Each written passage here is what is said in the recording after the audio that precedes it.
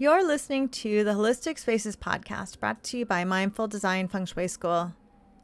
Episode 196, Connecting with Your Witchy Side with guest Rosie Velasquez. Welcome to episode 196 of the Holistic Spaces podcast, where we hope to inspire, educate, and empower you to create your own holistic spaces that nurture and resonate with you. Angie Cho and Laura Morris are the founders of the Mindful Design Feng Shui School. We teach Feng Shui online at mindfuldesignschool.com. We teach a Feng Shui certification course. So we teach practitioners, we teach people to become practitioners and Feng Shui consultants in a 6-month-long, 100-hour plus program.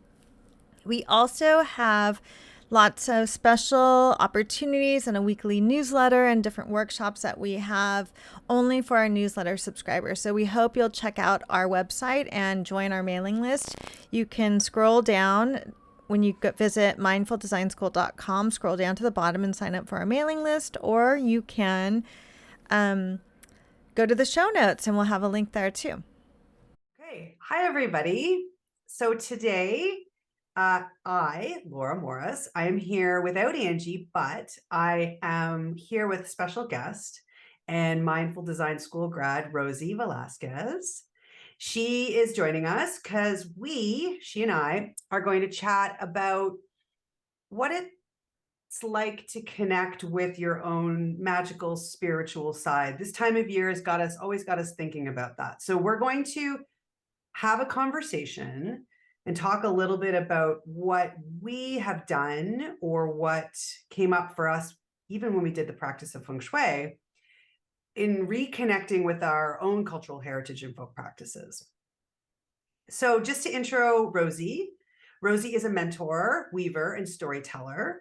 She helps those who are called to be light workers, walking alongside you on your journey as you reconnect, remember, and see how you work your unique light. So welcome, Rosie. I'm so happy you're here with me. Thank you. Thank you. It's funny because whenever somebody asks me, like, what's your bio?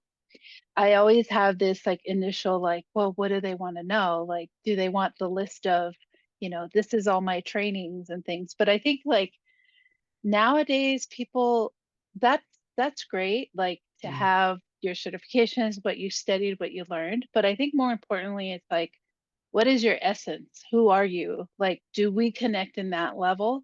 And then everything else, then they can research. So that's why I streamlined my bio to just be like, this is my energy. And if it matches, great. It's the essence of Rosie right there in 3 lines. Only taken 49 years to to come up with those 3 lines. Yeah. So I invited Rosie here. Angie is off traveling and doing wonderful things. You can all imagine her waltzing through the French countryside if you like right now. I invited Rosie here because I got to thinking, so this time of year when this will air, it will be right at the end of October, and we're coming up on that. And this time of year always gets everybody, I think those of us that are in these modalities, these energy practices, a deeper yearning, like to connect with this magical side, right? And it's this time of year. And I was giving that some thought, and I thought, okay, well, who should I talk to? Rosie, because Rosie and I have chatted about this stuff in the past. And then it got me thinking, why are we so drawn to connecting to that magical side or that spiritual side of us, witchy side, if you will, which is really just a way to say self-discovery. But and so Rosie and I had this conversation, and we were saying it makes sense because it's a time when it's been described as a thin time because it's many things, but at this point, we're definitely shifting into a more yin time, right? The fall is over, summer is definitely over, and autumn is done. It's coming to an end, and we're moving into, November and December, where we're moving into water chi, so solidly yin energy, which in Feng Shui perspective is and many perspectives, is about reflection and wisdom seeking. And also a liminal time, we were saying. Rosie, when I say those things to you, what do you think about? I think just like what that season is, at least for our side, this hemisphere for this time of Yes. year. Like to me, everything, like even the word fall, is things that fall away. So that liminal time is also like the death of things, but how the death of things then allows rebirth. Like the winter time is when things go dark, go inward, and it actually nourishes the soil for what's to come. So how everything's cyclical, but this time is like really potent because like we were talking about, so many things are traditionally happen during this time. Yeah. And it just like even putting different clothes on, the time that it gets darker earlier, all those things kind of help us to go inward and reflect. And that will always, when we go inward and it's quieter and cooler and we kind of bundle, that always gets us to then start thinking like, well, who am I? What do I want to recreate when that time is, even if we're not even aware that that's what we're doing, naturally that's what's going to happen. Yeah, and I always thought it was because I was so hardwired into back to school, but I but I think but I do think it's something. I mean, obviously the cycles of nature come into play there. Angie and I have talked a lot on the podcast of obviously moving into a metal element season, which we're in, but now then we're transiting to a water season. Frost Descends is right around this time, which is the solar date for the Chinese calendar. And then of course, Samhain, which is the Celtic festival. And then we have All Saints Day, All Hallows Eve. We have El Dia Dia. de los Muertos. Yes. Exactly. And all of these are considered, there's a reason, and because of this thin time when the walls between the afterlife, the ethereal, and the living are the thinnest. And also we're able to tap into that ancestry as well. I think that kind of our history, our heritage, and the things that that kind of are again deep within us that we don't even know about sometimes. Yeah, and it is that like calling back, because even if like I didn't grow up practicing or honoring Dia de los Muertos, that just wasn't something that my family did. I grew up Catholic, and although the Catholic Church does recognize that in Mexico they practice Dia de los Muertos, and living in Southern California, that's very predominant. So it's just kind of like, rather than trying to get rid of it, they just like, okay, well, yeah, for these people, they do practice it and it's okay. But I grew up honoring All Saints Day and All Souls Day. And we used to dress around in our parade, and do that. But it still calls us back to those times, because all that energy and all the people who do practice it even before us, that still is kind of like calling us back, like that those who have been remembered and have done that energy is still there.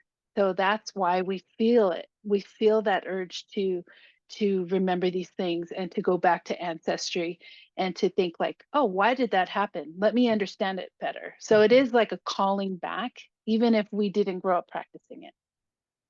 Yeah, and it's I mean, something that generations have practiced to connect with, those that have passed before them, and it naturally falls. And I mean, All Saints Day or All Souls Day, let's, All Hallows Eve being the day before, obviously there's a conjunction there. There's something going on there. Obviously the church decided, let's try and, as we all know, work with these pagan precursors. So Exactly. And so all of these things are happening, and I have, for a while now, I have been trying to reconnect with my own heritage and folk practices of my culture, specifically Italian. But obviously you all know, who are listening to us, that we're Feng Shui practitioners. And that's how Rosie and I met. Rosie is a graduate of the program.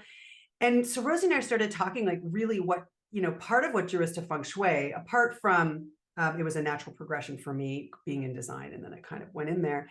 I just found it so easy to connect with the practice. Maybe that's it. It's like, I'm happy I stumbled on it and like really dove deep into it all those many years ago. But now I really realize how many, obviously these practices across cultures have a lot of similarities, but the beauty of Feng Shui was it allowed me to really to start to tap into that, to really understand and to give me a curiosity about my own folk practices from my tradition. And we've talked about this. Yeah, you being a mentor and a teacher of mine with the Feng Shui practices. We did a consult. You did my house, and I remember we started talking about that, like opening up to that. This opens up, and it is natural because you start kind of putting the pieces. Like I remember learning about orange peel blessing, and then immediately I thought, oh yeah, we do that with limes. And there's just so many things that there is that connection, and it does invite you back to think like, oh, I know this. This is just, it just looks this way. It's just different. I think it's actually, most cultures, unless they are heavily, honestly, like Western society, still are not as closed off to a lot of these things. Like I think of even like Japanese, like Shinrin Yoku, like forest bathing. Like this is just, it's not as it's a lot more open. Like we talked about that, like with Feng Shui, that it's just, this is how it's been practiced. This is how it is. And it's part of their science. Yeah. And I mean, that's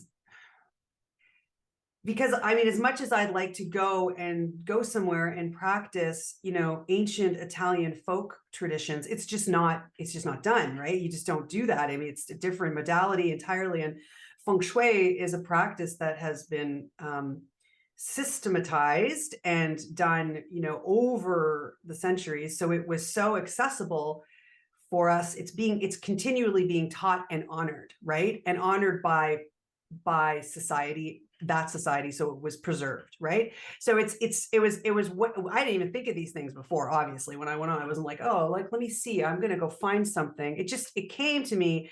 And now in hindsight, I'm realizing, like, why can't I tap into this? And it doesn't exist because you can't go, like, in my culture, it was hidden, hundreds of years ago, whereas Feng Shui has just continued for 4,000 plus years, right?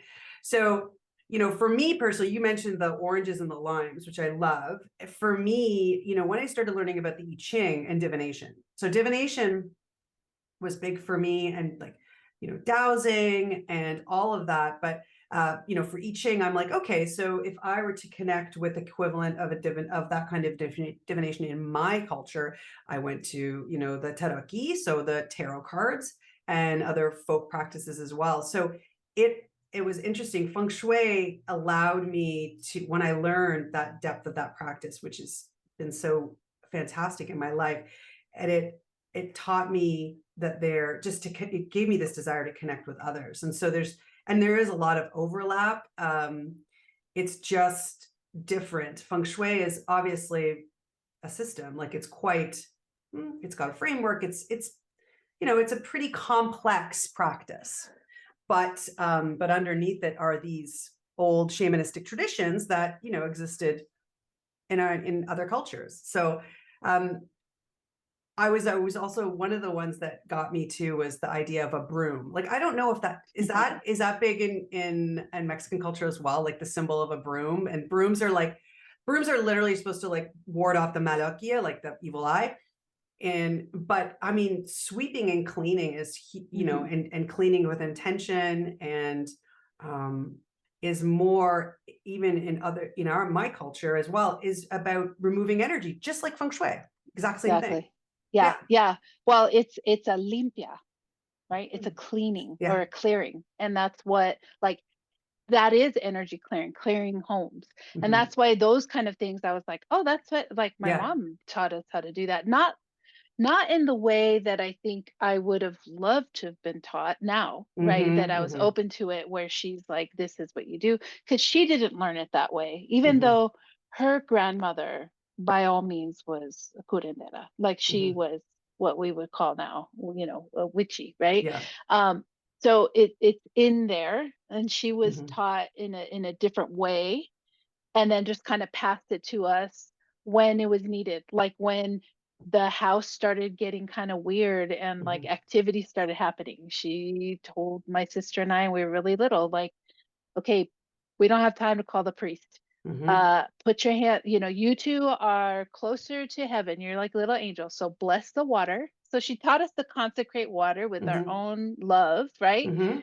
And then we got the branch from the lime tree, and then went and bless the corners. We were doing the limpias, Mhm. So these things, brooms, all these things, they're in all cultures, I Mhm. think, but it's kind of unlocking it again to Mhm. find how it's been passed down. It's not like before, where it was, the grandmother, the abuelita, Mhm. you know, the nonna just kind of Yeah.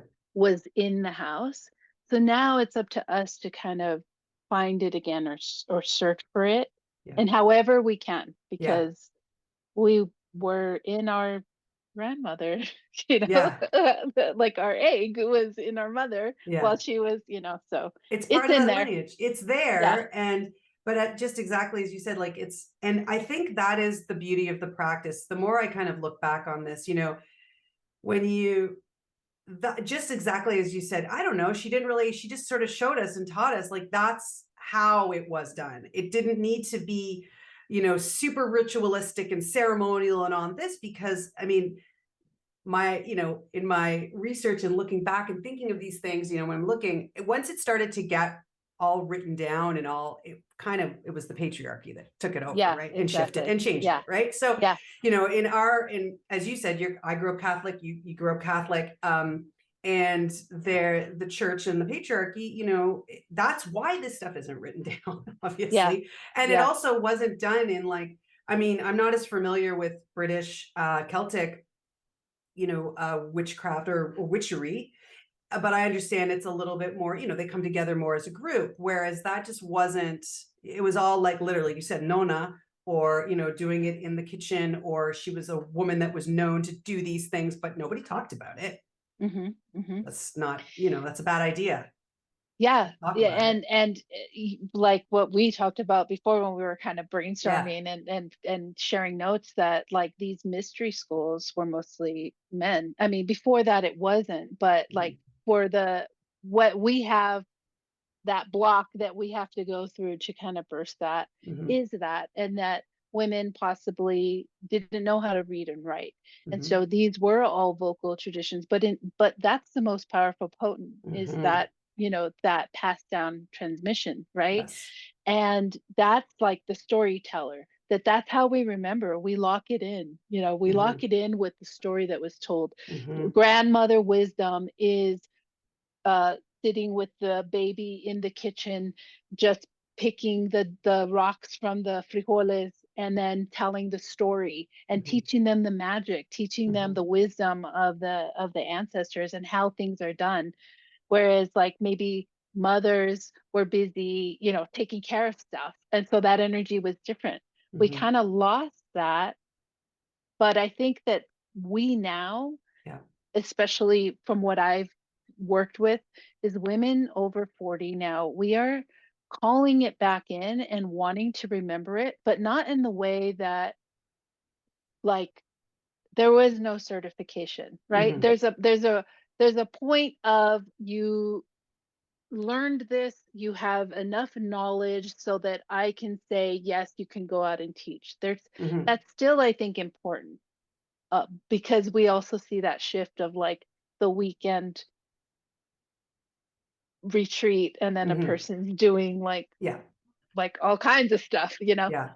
So it's that balance, I think, after, and we can say all these things like it's after our, Saturn return, it's after, Mhm. like, it's during perimenopause. Like, we finally are at a point where we understand that this is already in us and it's about searching within to unlock it. And it's gonna look different than even somebody who's from the same culture, and that we Mhm. can respect each other and honor it. And that's how I think I love learning like feng shui, Yeah. and not feeling like, oh, I can't do that anymore because that's not what the rules say. Mhm. Like now we're able to like, that's beautiful practice. This is how this is Mhm. done. But how do I bring, which is the tantric weaving, right? How do Mhm. I weave this with what I already know and I do well in order to make it so that it's through my essence. I Yes. think that's the potency of Yeah. all these things, and things that people call witchy. Yes. Like I don't call myself a witch, a bruja, even a Mhm. curandera, Yeah. but I know that these are things that I do. Yeah. And from the outside, yeah, they are Yeah. witchy things, Yeah. so it's kind of Yeah. tongue in cheek now, Yes. I think. Yeah, and we're lucky to be able to say we can. I mean, it's cool to be a witch now in North America and cultures, but still, estrega is not something you want to be called in Italy to this day. You don't want to be estrega. Yeah, So yeah. so I think it's interesting what you were saying there. Yeah. So the practice, and I think part of the reason I love BTB feng shui specifically. So I think some of you know my background, but I did study a different form of feng shui before. And then when I found BTB, the concept of lineage, so the fact that it's an oral transmission, moving through a lineage was really fantastic. Obviously, the whole like Taoism and the connection with the cycles of nature, like these foundational things about BTB, for me, allow for these other practices, as you said. Like it's so great because it's like it's formalized, but it isn't. As well as the professor said, they're guidelines, they're not rules. And lineage, much of the lineage that you had, like for instance, again, Estrega, or she wouldn't have called herself that, as you said, others called her that, not in a nice way. Would have passed it on to daughter-in-law or whatever. It was a lineage, and that family had that lineage. And then, we don't, it's been broken, right? So it's been broken now. And so I was so attracted to the idea of being part of a bigger lineage. I think that was what really drew me to the practice as well. And that this practice respects that, that I was allowed. I honestly think it's like plugged me into, again, that whole being a witch, but not being a witch. And really it's about being aware and really connecting with nature, connecting with your own, like what's going on with your body, what's going on with, knowing these cycles, and understanding chi and energy was a great way to start to really plug into that. So I mean, I'm so thankful for this practice because it now allows me to go off and learn again, and learn it not so that I can go teach. Like I don't need to teach. I want it for myself, right? Like I want to be able to have these practices for myself beyond feng shui. So I want to talk a little bit because we talked about transmission, and so in the tradition, in our tradition in feng shui, like we practice black sect. We, Angie and I, teach it. Our teachers taught us orally, et cetera, and we transmit it to our students. In a lot of folk practices, it's also like that. But as I said, it's been severed, or it wasn't allowed to be, or it was pushed down. There is you can tap into that with ancestry. So, and I'm not, I don't have those talents. Like I'm just not a medium. I don't have that in me, but I know you do. So I want you to talk a little bit about what that means for you, the idea of transmitting or having connection to this. Um, where do I start? First of all, I believe we all have these abilities. That's just this technology, the human body, and the mind, the energetic field, the chi that we hold. We all have it, but they're all expressed in different ways. Um, some of us just, I think that we were born with like a little bit more like fluorescent lighting, Mm-hmm. and Mm-hmm. it actually attracts those like imagine if you were in the dark and then you saw a little candle and you're like, oh shoot, okay, there's the way. I feel like those of us who are a bit more of that like mediumship, that we shine a little bit more into other dimensions, other spaces, other times. And then they see us. Like when I was little, I would have these nightmares and like faces coming around me, and I see now looking back, like it was terrifying. I was terrified. I also prayed to have them go away, which it was answered, like it shut it off, you know. So I think most people that I speak to now that I'm helping them to reconnect to it, they also shut it off because it was terrifying. There wasn't that, like, again, that teacher to teach us what it was and how to work with it. But I've always also had this really strong relationship with other beings. So I think that's also what attracted me to BTB feng shui, was that it allowed for the individual expression to come in.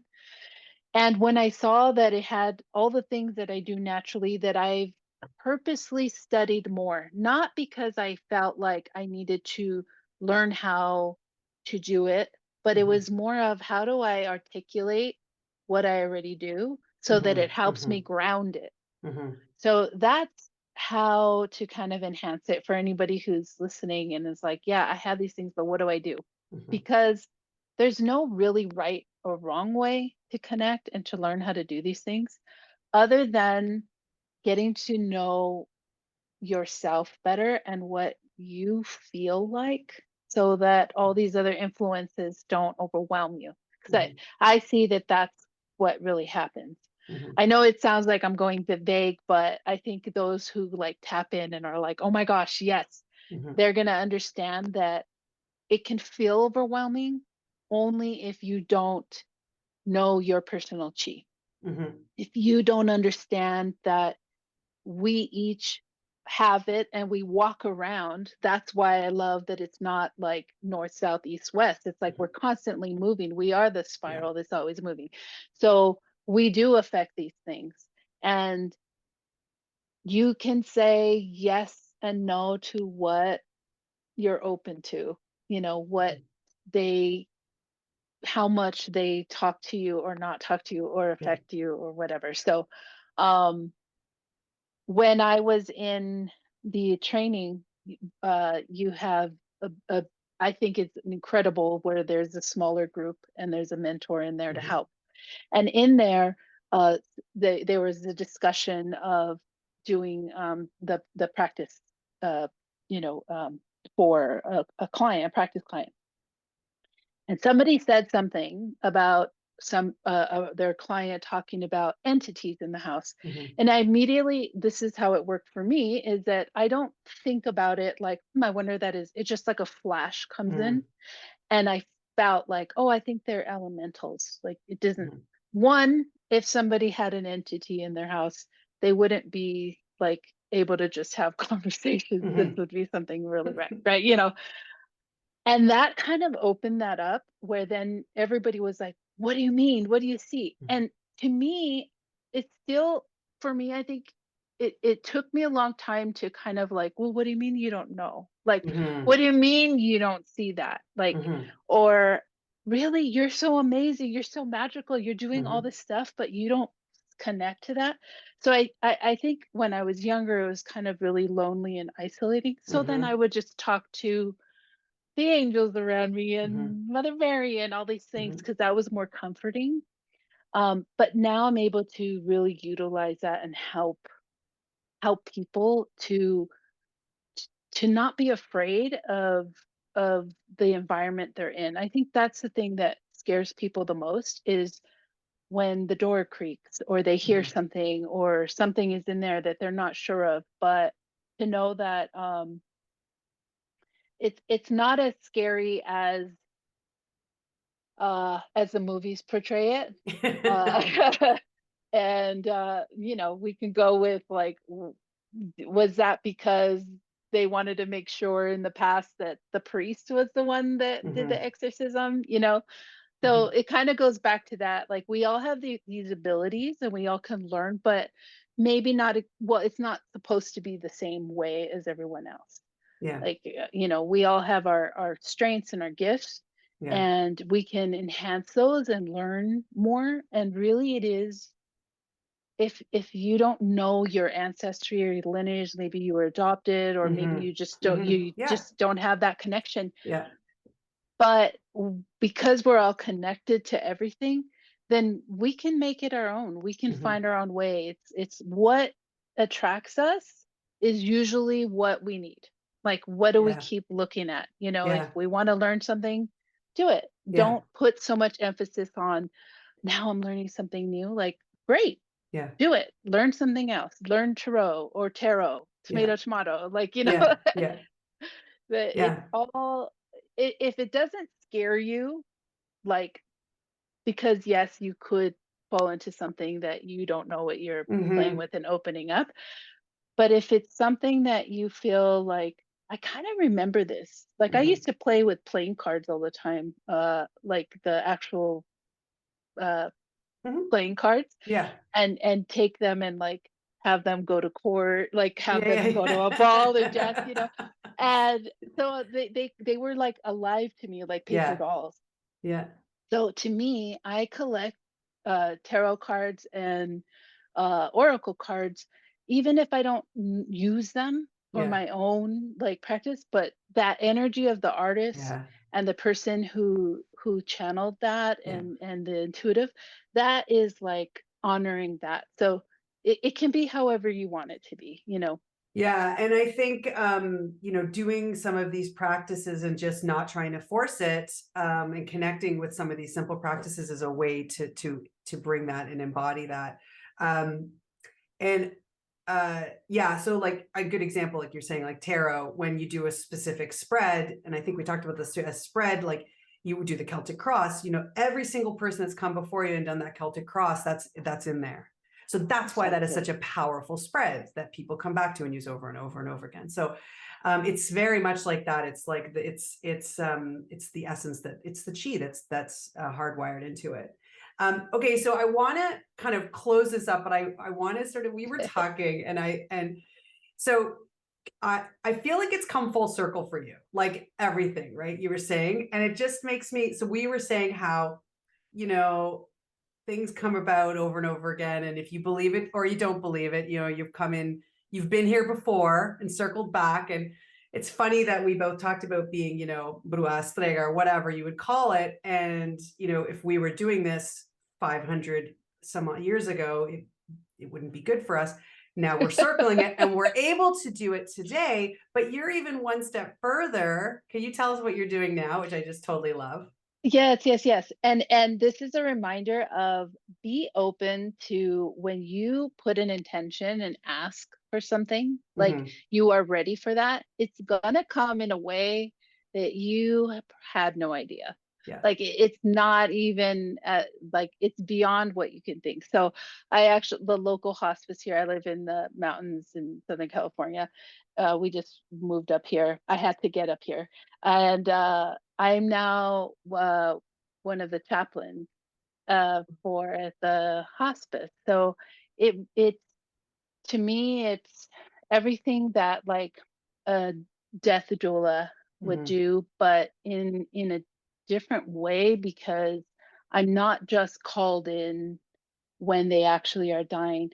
I get to spend time with them while they're in that transitional, kind of Hmm. like this time, like that Hmm. liminal time where they have come to face that this is near death, but I also get to help the family Hmm. transition with it. And when I say help, I don't mean that I just go in and start like, okay, we're going to do this prayer. It really is like just me having the knowing and energy of like, thank you for welcoming me in, and Hmm. I'm here to help assist through this time. Hmm. I bring my crystal singing bowls Hmm. and I play those. I infuse, because this is part of my tradition of Mexican, folk Mhm. magic is infusing Catholicism and the Mhm. saints. Yeah. Yeah. I think, that's a powerful, potent thing to do too, is to like reclaim that. And so I learned the prayers in Latin because even though uh, the mass, this is what I learned, was changed to Latin because they knew that that was only for educated people Mhm. and the common folk didn't understand.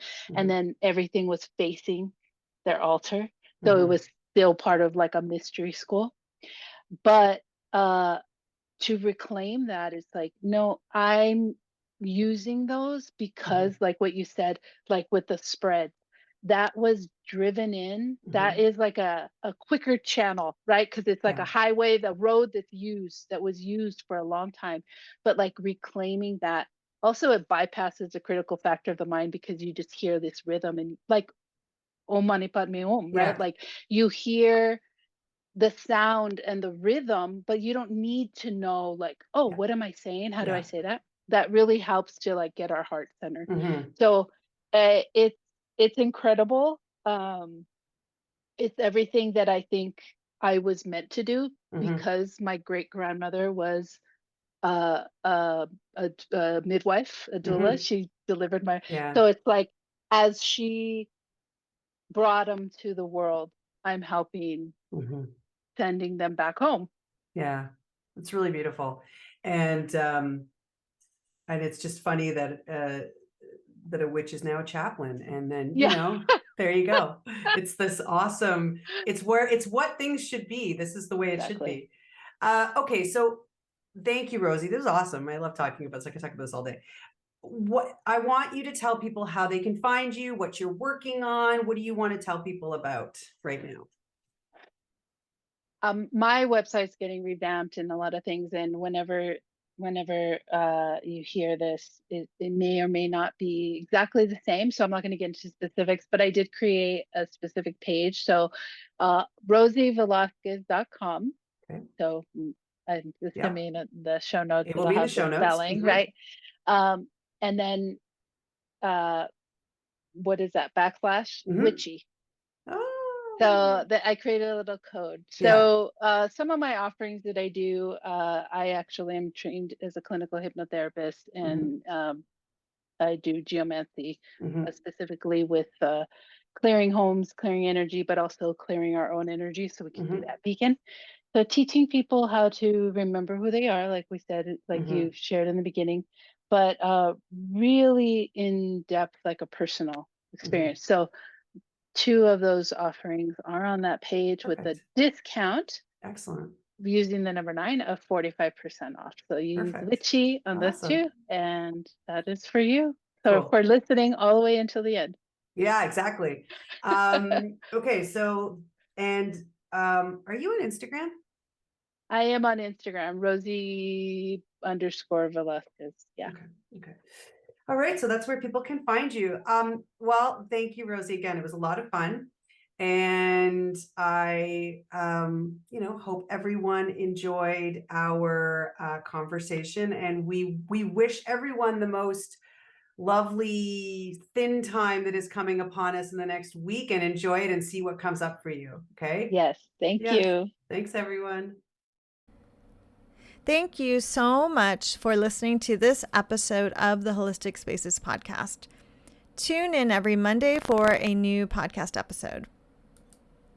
And if you like our podcast and this episode, please share it with others, subscribe on iTunes, and even better, leave a review. You can always support the podcast by checking out our website at mindfuldesignschool.com. We have a six-month Feng Shui certification program where we train Feng Shui practitioners. So we train people to become Feng Shui consultants. And we also have different mini courses, and we have some new offerings coming up. We also have a very exclusive monthly membership called the Holistic Spaces Inner Circle, which will be open for enrollment very soon. If you'd like to check us out, go to mindfuldesignschool.com. And thank you so much for listening. We will see you next week.